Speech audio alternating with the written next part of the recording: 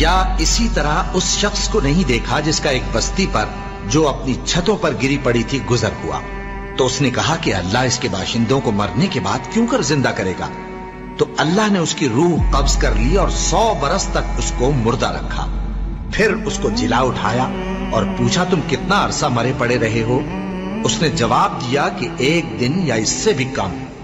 اللہ نے فرمایا نہیں بلکہ 100 برس مرے رہے ہو.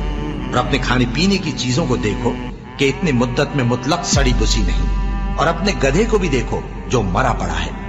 غرض ان باتوں سے یہ ہے کہ ہم تم کو لوگوں کے لیے اپنی قدرت کی نشانی بنائیں.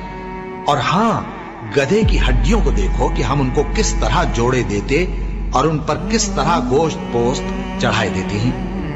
جب یہ واقعات اس کے مشاہدے میں آئے تو بول اٹھا کہ میں یقین کرتا ہوں کہ اللہ ہر چیز پر قادر ہے.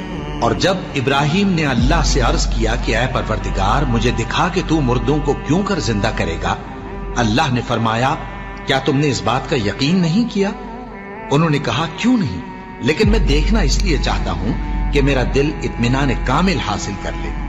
فرمایا کہ 4 پرندے لے لو، پھر ان کو اپنے سے ہلا لو اور ان کے ٹکڑے ٹکڑے کر دو، پھر ان کا ایک ایک ٹکڑا ہر ایک پہاڑ پر رکھ دو، پھر ان کو بلاؤ تو وہ تمہارے پاس دوڑتے چلے آئیں گے.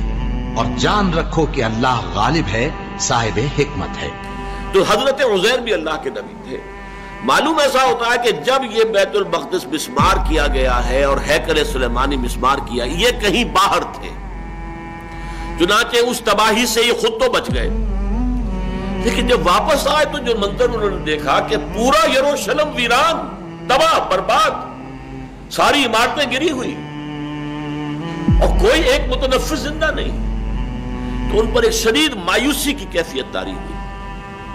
انہوں نے کہا انا یحیی ھذہ اللہ بعد موتھا، اس شہر کو، اس بستی کو اس طرح کی تباہی و بربادی کے بعد اللہ کیسے دوبارہ آباد کرے گا؟ اس پر اللہ نے انہیں 100 سال کے لیے ان پر موت وارد کر دی. پھر انہیں اٹھایا، فَأَمَاتَهُ اللَّهُ مِئَةَ عَامٍ، تو اللہ تعالیٰ نے ان پر موت وارد کر دی 100 برس کے لیے. ثم بعث، پھر انہیں اٹھایا، زندہ کر دیا. قَالَ كَمْ لَبِثْتَ، پوچھا اللہ نے کتنے عرصے رہے؟ قَالَ لَبِثْتُ يَوْمًا أَوْ بَعْضَ يَوْمٍ، عرض کیا کہ بس 1 دن یا 1 دن کا کچھ حصہ. قَالَ بَلْ لَبِثْتَ مِئَةَ عَامٍ، اللہ نے فرمایا نہیں عزیر، تم یہاں 100 برس رہے ہو.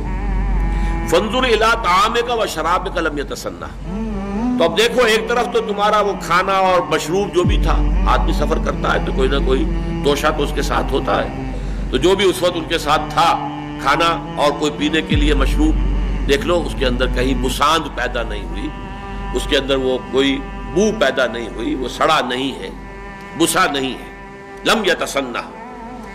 وانظر الی حمارک، اب ایک طرف تو وہ چیزیں بھی صحیح سالم موجود ہیں، خود بھی پورے صحیح سالم جیسے جوان تھے اس وقت ویسے کہ ویسے جوان رانا کھڑے ہو گئے، لیکن ان کی سواری کا گھڑا جو گدھا تھا اس کی ہڈیاں علیحدہ علیحدہ پڑی ہوئی ہیں اور بوسیدہ ہوئی ہوئی ہیں، نہ کھال ہے نہ گوشت کا کوئی وجود ہے، ڈھانچہ ہے اور وہ بھی بکھری ہوئی ہڈیوں کا ڈھانچہ. فرمایا وانظر الی حمارک، اب ذرا دیکھو اپنے اس گدھے کو.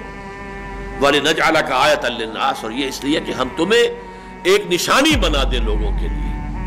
اصل میں یہ بہت بڑی نشانی بن گئے نا، اس لیے کہ لوگوں کے سامنے جب یہ آئے تو دنیا حیران رہ گئی، یہ عزیر کہاں سے نکل آئے، یہ 100 برس کہاں رہے.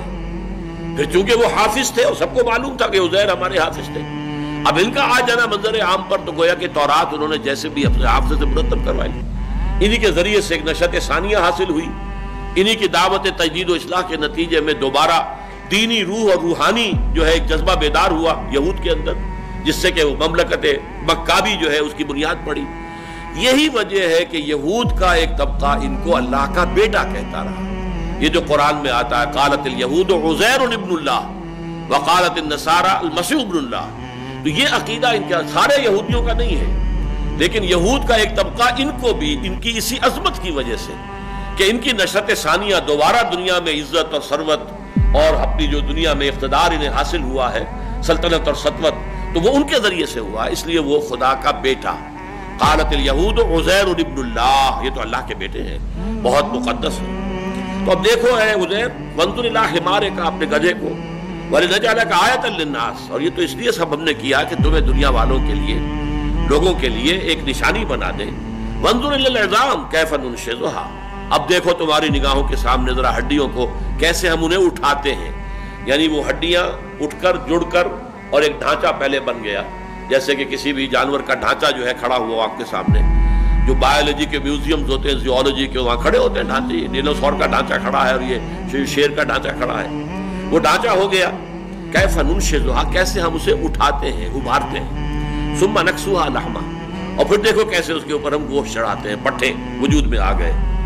فلما تبین لہ، جب یہ سب کچھ ان پر عیاں ہو گیا، واضح ہو گیا ان کے نگاہوں کے سامنے، یہ خرق عادت، یہ چیزیں کہ جو مخفی ہوتی ہیں انسانوں کی نگاہ سے، یہ تو عالم غیب کی باتیں ہیں، یہ انسانوں کو نہیں دکھائی جاتی، لیکن انہیں اس کا مشاہدہ کرا دیا گیا. فلما تبین لہ قال، تب انہوں نے کہا اعلم ان اللہ علی کل شیء قدیر، اب مجھے پورا یقین حاصل ہو گیا ہے کہ اللہ ہر شے پر قادر ہے. یعنی جب اللہ قادر ہے، مجھے 100 سال زندہ مار کر اس نے زندہ کر دیا، میری نگاہوں کے سامنے بوسیدہ جو ہڈیاں تھیں منتشر پھیلی ہوئی، انہیں جوڑ کر ایک اس کی ہیولے کی ڈھانچے کی شکل دی، اس کے اوپر گوشت بھی چڑھا دیا، کھال بھی آ گئی، زندہ چلتا پھرتا گدھا میری نگاہوں کے سامنے آ گیا. تو اللہ کی قدرت سے کوئی بعید نہیں ہے. یقیناً یہ بستی بھی دوبارہ آباد ہو سکتی ہے. اور یاد کرو جب کہ کہا تھا ابراہیم نے رب ارنی کیف تحیی الموتیٰ، پروردگار ذرا مجھے دکھا دے تو کیسے تو مردوں کو زندہ کرے گا، یہ میں مشاہدہ چاہتا ہوں. قال اولم تؤمن، بڑا پیارا سوال کیا اللہ نے.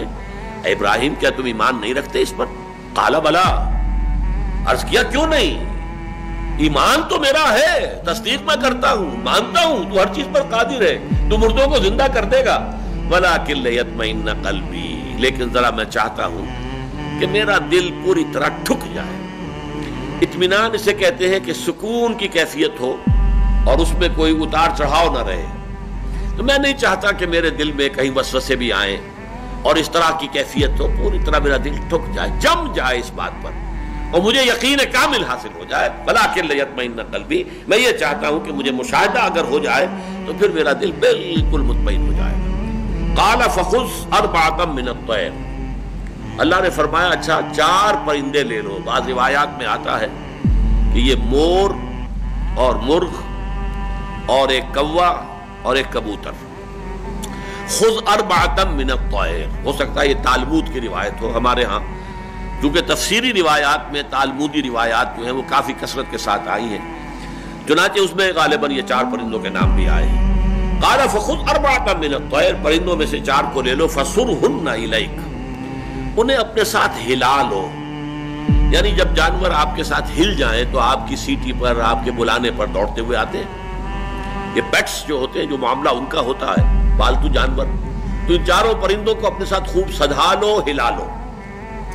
ثم اجعل علی کل جبل منہن جزءا، اب یہاں الفاظ میں چونکہ صراحت نہیں ہے کہ پھر ان کو قتل کر دو، ٹکڑے کر دو. ان کے جز کا لفظ تو آ گیا لیکن بیچ میں سے یہ حذف ہو گیا ہے کہ پھر ان کو قتل کر دو، ذبح کر دو، ان کے ٹکڑے کر دو. اگلا آ گیا کہ پھر ان ٹکڑوں میں سے علیحدہ علیحدہ ٹکڑے 4 پہاڑیوں پر رکھ دو.